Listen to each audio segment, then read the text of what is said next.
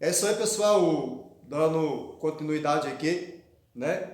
Fundamento da igreja, onde Jesus respondeu para Pedro: Tu és Pedro, e sobre esta pedra edificarei a minha igreja, e as portas do inferno não prevalecerão. Veja bem, pedra, pedra, pedra não é rocha.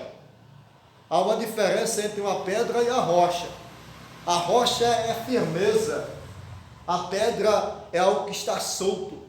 Então Davi derrubou Golias com a pedra, não foi com a rocha. Então Jesus estava dizendo: olha, Pedro, tu és Pedro, e sobre essa pedra, ou essa pedra de fundamento, quando fala-se em pedra, lembra-se de alicerce. Sobre esta pedra, estas palavras, eu edificarei a minha igreja, e as portas do inferno não prevalecerão contra ela. Aí você diz: pastor, mas dizem que o Papa, ele é a pedra, porque ele tem as chaves do reino dos céus. A expressão chave do reino dos céus aqui, que Jesus fala para Pedro, é o início do evangelho, é o início da igreja, perdão, é o início da igreja, que seria iniciada através da pessoa de Pedro, ali em Atos dos Apóstolos, entendeu? Em Atos dos Apóstolos. Então entenda a expressão, entenda por que Jesus estava falando, para quem Jesus estava falando e a forma como Jesus estava falando, para a gente não se misturar as coisas e depois ficar falando coisa que não existe, ok? Então Jesus não chamou Pedro de pedra, Jesus chamou Pedro de Pedro. Tu és Pedro, e sobre esta pedra edificarei a minha igreja. E ele ainda diz aqui, olha, e sobre a edificação da minha igreja, eu vou te dar a chave do reino dos céus, ok? Chave do reino dos céus, e tudo que ligar no céu será ligado, na terra será ligado no céu. Olha só, dessa passagem a igreja romana deriva-se os seguintes raciocínios, concluindo com a seguinte interpretação. A primeira interpretação: Pedro é rocha sobre a qual a igreja está edificada. Essa é a visão da igreja chamada Igreja Católica, ok?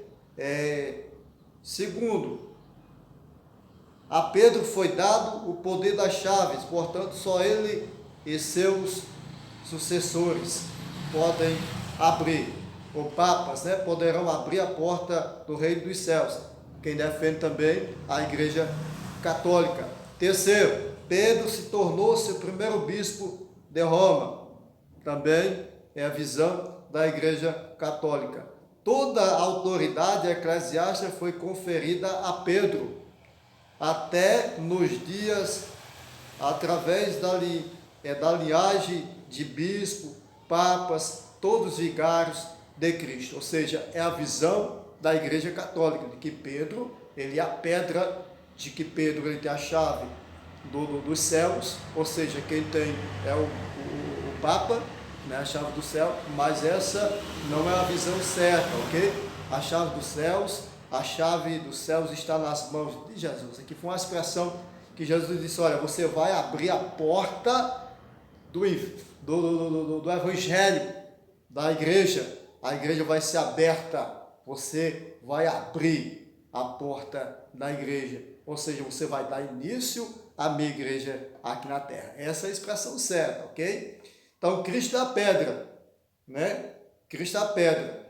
Vamos lá, a pedra, conforme dita Mateus 16, 18, nada é mais do que a confissão de Pedro em Cristo. Esta é a verdade. Ele é a verdade fundamental da igreja, porque ninguém pode por outro fundamento além do que já está posto, ao qual é Jesus. 1 Coríntios, capítulo 3, versículo 11. Então, Pedro não é pedra. A pedra é a expressão, a pedra é Jesus, falando. Em vários textos da Bíblia, encontramos alusões a Cristo, sendo ele a pedra. Olha só, para Daniel, no Antigo Testamento, Cristo é a pedra que do alto será lançada e que destruirá a estátua do misterioso sonho da Nabucodonosor. A pedra aqui fala de Cristo na segunda vinda, destruindo o poder gentílico mundial. Para Pedro, Cristo é a pedra que os líderes espirituais de Israel rejeitaram e mataram. Daniel, capítulo 2, versículo 34 e 35. Olha só, para o apóstolo, Cristo é a pedra de tropeço, escândalo para os incrédulos, mas é escape e segurança para os crentes, que Cristo é a pedra. Já era perfigurado no Antigo Testamento. Dos 84 chamados pais da igreja primitiva, só 16 criam que o Senhor se referiu a Pedro, quando disse essa pedra. Os demais, uns diziam a expressão se referia a Cristo, mesmo, outros a confissão de Pedro acabaram de fazer, ou ainda a todos os apóstolos. Só a partir do quarto século começou-se a falar a respeito da possibilidade de Pedro ser a pedra fundamental da igreja. E essa discussão está intimamente relacionada com a pretensão exclusiva do Papa de Roma, ou seja, a Igreja Católica acredita que Pedro, ele é a pedra, mas a pedra de firmamento é o Senhor Jesus, ok? Então, todas as possibilidades descarta todos os comentários descarta a possibilidade de Pedro ser a pedra, ok? Olha só, Pedro, uma pedra. Pedro, uma pedra? Vamos ver. Falando do fundamento da igreja, fundação, é o fundador. A interpretação da igreja romana, segundo a qual Cristo estabeleceu a igreja sobre a pessoa do apóstolo Pedro, é insustentável e não suporta a prova da teologia bíblica. Não consta em parte alguma das escrituras, nem mesmo na história do cristianismo, que Pedro tenha assumido essa posição de destaque que o romanismo lhe atribui. Evidentemente, Pedro teve algumas oportunidades de ações relevantes junto aos demais apóstolos. Foi, porém, uma posição temporária ou transitória, uma exceção, com que lemos em Gálatas 1,18. Não encontramos em nenhuma outra referência a Pedro no restante do Novo Testamento, nem sobre um possível episcopado sobre os demais apóstolos e comunidade cristã e da sua época. É bom lembrar que Pedro foi enviado como missionário aos samaritanos e gentios. Então, falando aí de Pedro, se a pedra, né? E gentios vizinhos a Jerusalém, sob a orientação de Tiago, quando esse, e não Pedro, era pastor e líder da igreja em Jerusalém. Pedro foi uma pedra, mas não a pedra firme, inabalável, sobre a qual foi fundada a Universal Assembleia, Igreja dos primogênitos que estão escritos nos céus. E assim, uma pedra como os salvos e remidos pelo sangue de Jesus. Hebreus 12, 23. Ok? Então, é muita coisa, muito conhecimento para a gente adquirir. ok? Pedra e Petros. Substantivo grego Petra designa uma rocha grande e firme. Já o substantivo masculino Petros é aplicado geralmente para designar blocos, pedras, né, móveis isoladas, bem como uma pedra pequena, né, como uma predeira de arremesso, a qual Davi usou, né? Uma pequena pedra, parte da rocha, não pedra. Pedro não era uma rocha, era parte da rocha, ou seja, um pedaço de pedra tirado de uma rocha, né? Então, rocha grande e firme, que é Cristo.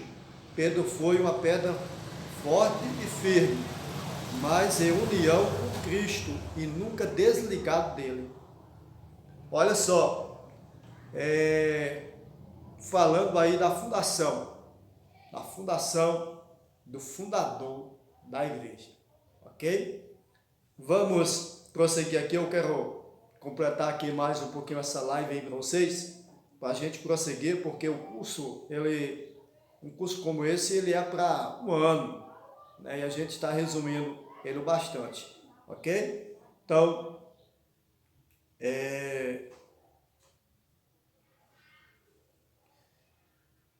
vamos aqui, a igreja em relação ao reino de Deus. Parece unânime a opinião dos estudiosos das Escrituras quanto à dificuldade de conciliar o estudo da doutrina da igreja com o estudo relacionado com o reino de Deus. O problema geralmente começa com as questões: deve o reino de Deus, em algum sentido da palavra, se identificar com a igreja? Se não, qual a relação entre ambos? A busca de respostas a esta questão passará, sem dúvida, a análise das seguintes questões: o reino e a igreja. Aí você vai ver o reino e a igreja não é o reino, ok? Então vamos lá. Acha-se o tipo de relação porventura existente entre o reino de Deus e a igreja? Dependerá do conceito que o cristão tiver no reino. Conclui-se, pois, que se o conceito que o cristão fizer do reino estiver correto, ele nunca deverá ser identificado com a igreja.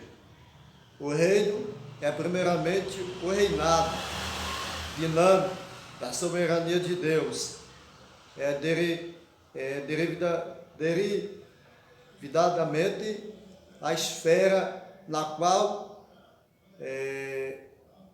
tal soberania é experimentada de acordo com a fraseologia bíblica. O reino não deve ser identificado com as pessoas que pertencem a ele. Elas são povo do domínio de Deus, que entram no reino, vivem sob a autoridade do reinado e é governado, e ele é orientado pelo reino. A igreja é a comunidade do reino, mas nunca o próprio reino. Os discípulos de Jesus pertenciam ao reino, como o reino lhes pertencia, mas eles não são o reino. O reino é o domínio de Deus, a igreja é uma sociedade composta por seres humanos. Então há uma diferença entre o reino de Deus e a igreja. O reino de Deus será o reino eterno, que será com a igreja. Então a igreja não é reino, a igreja é uma comunidade, né? Uma comunidade, é uma sociedade, uma união de pessoas que estão sendo preparadas para ser levada ao reino.